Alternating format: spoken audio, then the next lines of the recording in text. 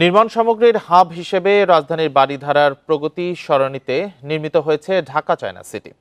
Karnaphuli ship building construction কোম্পানির জায়গায় নির্মিত মার্কেটের ব্যবস্থাপনায় রয়েছে চীনা কোম্পানি হুবেই হংসিং এন্টারপ্রাইজ। বুধবার রাজধানীতে এক অনুষ্ঠানে চীনের হুবেই হংসিং কোম্পানির চেয়ারম্যান ইয়ে হুই এর হাতে 15 বছরের জন্য মার্কেট ব্যবস্থাপনার দায়িত্ব তুলে দেন কর্ণফুলী শিপ বিল্ডিং কনস্ট্রাকশন কোম্পানির চেয়ারম্যান আব্দুর রশিদ।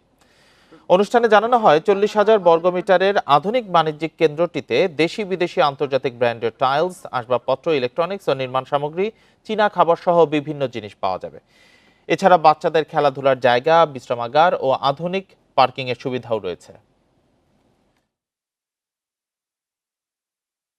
ঢাকা 260 কাঠা জমির উপর নির্মিত জলের গতিশীলতা, নিরাপত্তা ও আরামের জন্য রয়েছে 22টি এসকেলেটর। চায়নাদেরকে পাওয়ার পরে আমি একটু সহজ সত্ত্বেই আমি এই মার্কেটটা তাদের লগে চুক্তিতে এসেছি। তাদেরকে 15 বছরের কন্ট্রাক্ট দিয়েছি।